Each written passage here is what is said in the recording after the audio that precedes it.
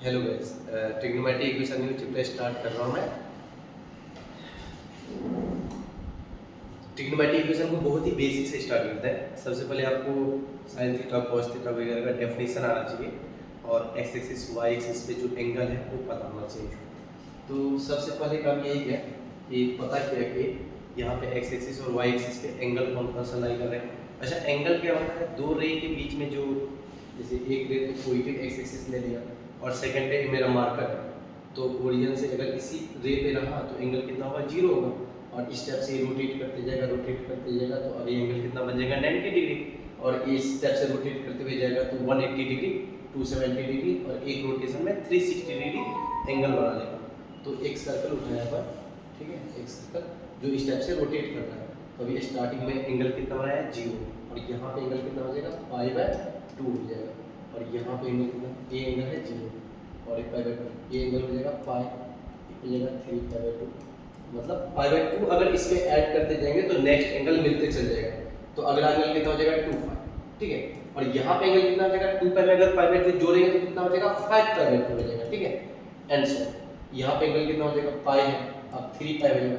अब पैटर्न में पहचान सकते हैं, इसमें 4 पे गैप होना चाहिए, यहाँ पे 4 पे गैप होना चाहिए, तो 7π/2 हो जाएगा, 7 4 11π/2 हो जाएगा, 15π/2 हो जाएगा।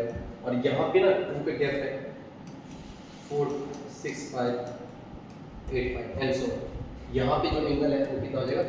5π 7π एंड सो। यहाँ पे एंगल हो जाएगा 9π/2 13π/2 17π/2, ठीक है। और इस सारे एंगल को जनरल तरीके से लिखने आना चाहिए। अगर यहाँ पे हम जनरलाइज करना चाहिए सारे एंगल को तो कैसे जनरलाइज कर सकते हैं? पाई के साथ क्या मल्टीपल है? पाई के साथ इवन इंटीजर मल्टीपल है, 0 2 4। तो इवन को लिखने का तरीका क्या होता है? 2n। और सबके साथ पाई मल्टीप्लाई है तो 2n पाई।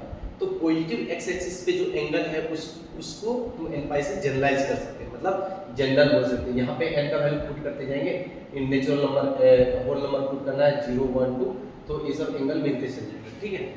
अच्छा, यहाँ पे जनरलाइज करना हो तो π/2 तो सब में मल्टीप्लाई है, 1 5 9 13 स्टेप से मल्टीप्लाई है, ठीक है। या ऐसे भी जनरलाइज कर सकते हैं, फर्स्ट एंगल ले लिया π/2, ठीक है। अच्छा, फर्स्ट एंगल π/2 ले लिया तो दोबारा हम यहाँ पे कैसे आ पाएंगे?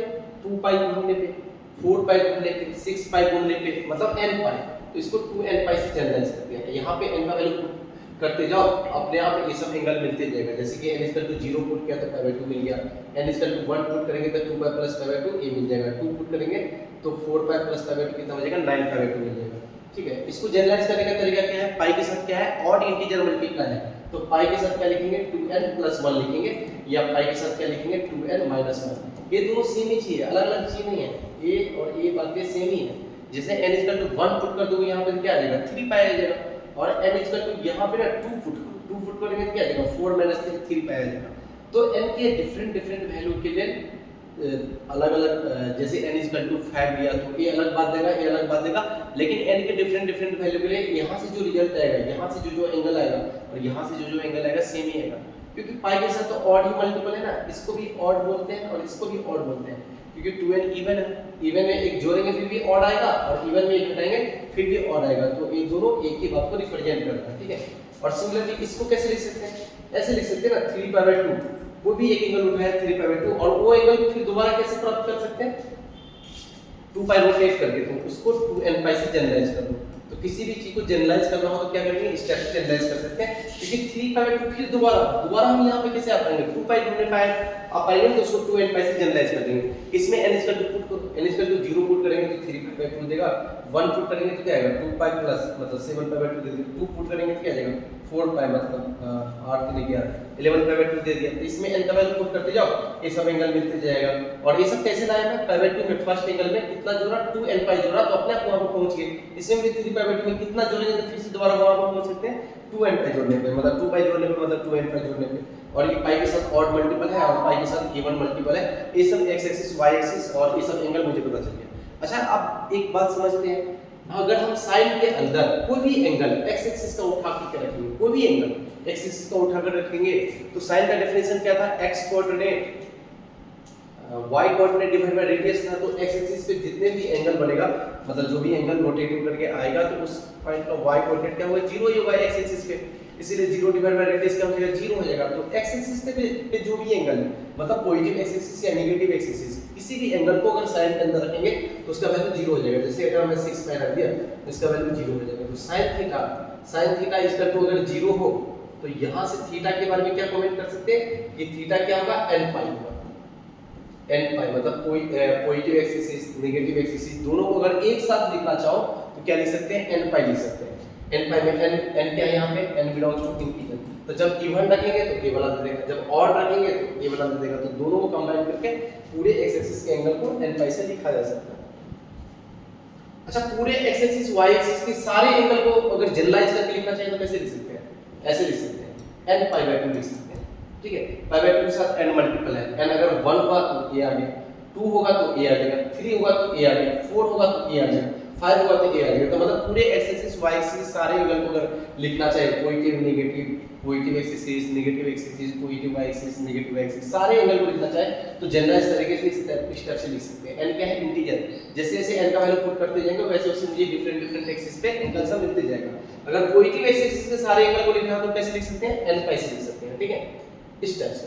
तो sin थीटा इक्वल टू 0 तो थीटा इक्वल टू n पाई एक फार्मूला बना करके हम लोग लिखेंगे। ठीक है, अच्छा cos के अंदर y एक्सिस वाले एंगल अगर रखेंगे ना cos के अंदर y एक्सिस वाले एंगल रखेंगे तो वहां पे cos क्या हो जाएगा 0 हो जाएगा क्योंकि cos थीटा का डेफिनेशन क्या था x coordinate divide by radius और x कोऑर्डिनेट कहां पे 0 होता है y एक्सिस पे 0 होते हैं। इसलिए y एक्सिस के सारे एंगल का अगर cos लेंगे तो उसका वैल्यू क्या हो जाएगा 0 हो जाएगा। तो y एक्सिस के सारे एंगल मतलब पॉजिटिव एक्सिस नेगेटिव एक्सिस दोनों के एंगल को अगर एक साथ लिखना चाहे तो कैसे लिख सकते हैं? पाई बाय 2 के साथ क्या मल्टीपल है ऑड इंटीजर मल्टीप्लाई। देखो 1 मल्टीप्लाई 3 मल्टीप्लाई 5 7 9 तो ऑड को लिखने का तरीका क्या है 2n + 1। तो एक तरीका है ये क्या दिया ये पूरे के पूरे y एक्सिस मतलब पॉजिटिव एक्सिस नेगेटिव एक्सिस के सारे एंगल को लिखने का एक तरीका है। एक क्या दिया ये दिया सिर्फ पॉजिटिव एक्सिस को एंगल को लिखने का तरीका। एक क्या दिया सिर्फ नेगेटिव एक्सिस को एंगल को लिखने का तरीका। और एक क्या है पॉजिटिव y एक्सिस को लिखने का तरीका। एक क्या है तो नेगेटिव एक्सिस को लिखने का तरीका। ठीक है, और पूरे एक्सिस को लिखने का तरीका क्या है n पाई बाय 2। ठीक है, अब पूरे x एक्सिस को लिखने का तरीका क्या है n पाई और पूरे y एक्सिस को लिखने का तरीका क्या है पाई बाय 2n + 1। ठीक है, n का डिफरेंट वैल्यू रखने पे मुझे ये सब मिल जाएगा। तो ये सब बहुत अच्छे से आना चाहिए। तो अभी cos थीटा अगर 0 के इक्वल है तो थीटा क्या हुआ थीटा तो y एक्सिस के एंगल और पूरे y एक्सिस के एंगल को कैसे लिखते हैं पाई बाय 2 के साथ क्या मल्टीपल होना चाहिए ऑड इंटीजर मल्टीपल होना चाहिए। तो ऑड इंटीजर को लिखने का तरीका क्या है 2n + 1। तो थीटा इक्वल टू क्या हो जाएगा 2n + 1 और इसके साथ क्या मल्टीपल है पाई बाय 2 मल्टीपल है।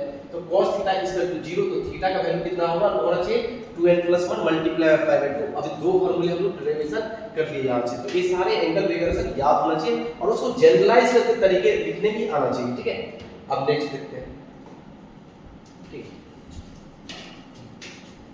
अच्छा इसी में कुछ और पार्ट देख लेते हैं कि अगर पॉजिटिव एक्स एक्सिस का एंगल cos के अंदर रखेंगे तो cos 1 वैल्यू देगा और नेगेटिव एक्स एक्सिस का एंगल अगर cos के अंदर देंगे तो cos -1 देगा। अगर पॉजिटिव y एक्सिस का एंगल अगर sin के अंदर रखेंगे तो sin 1 देगा।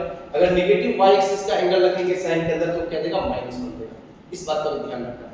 जैसे sin पाई बाय 2 कितना होगा 1 होगा, sin 5 पाई बाय 2 कितना हो जाएगा 1 हो जाएगा। अगर कोई बोले कि cos पाई क्या होगा -1 होगा, cos 3 पाई क्या होगा -1 होगा। तो नेगेटिव एक्स एक्सिस के एंगल cos के अंदर रखने पे माइनस देगा, पॉजिटिव एक्स एक्सिस का एंगल cos के अंदर रखने पे +1 देगा। उल्टा sin के अंदर अगर पॉजिटिव एक्सिस वाला एंगल रखेंगे तो वैल्यू क्या देगा 1 देगा और नेगेटिव एक्सिस वाले वैल्यू रखेंगे तो क्या देगा -1 देगा। तो अगर क्वेश्चंस बन जाए इस टाइप से क्वेश्चंस बन जाए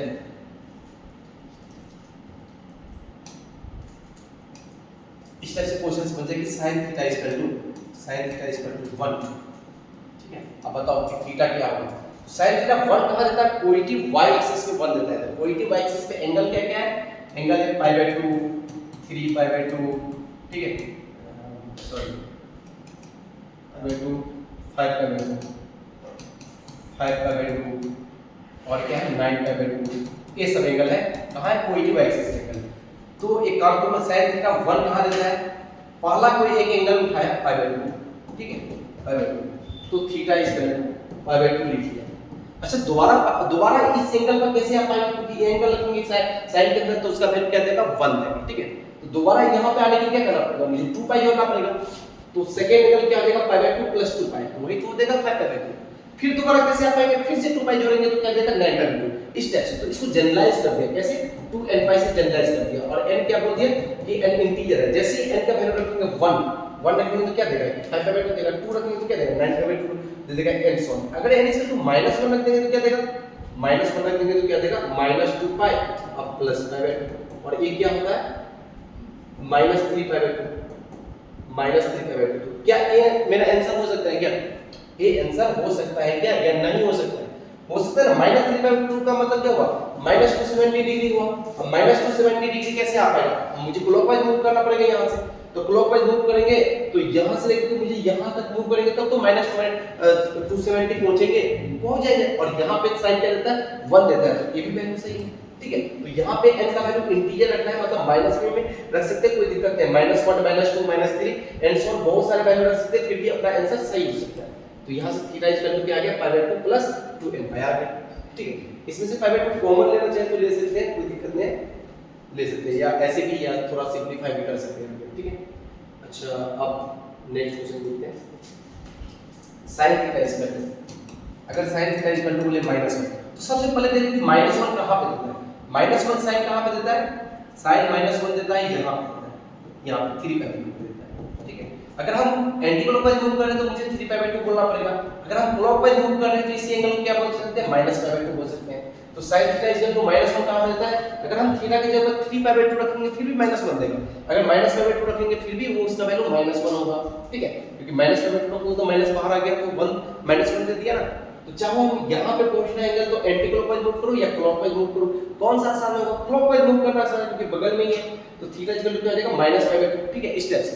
अच्छा अब तो एक काम कर सकते हैं, तो एक एंगल पता चल गया मुझे -पाई बाई 2।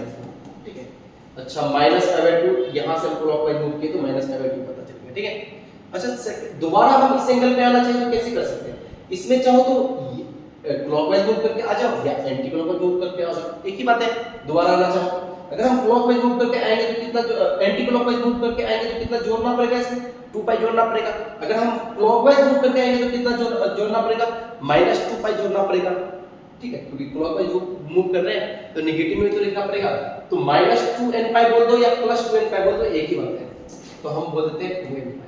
अच्छा यहाँ पे ना, यहाँ पे एंगल लिखा पहले -पाई बाई 2, फिर यहाँ पे पहुंचने के लिए हम एंटी क्लॉकवाइज घूम करके 2 पाई घूम गए तो उसको 2n पाई से जनरलाइज कर दिया। अगर हम क्लॉकवाइज घूमते तो -2n पाई लिखते तो दोनों एक ही बात होता ना।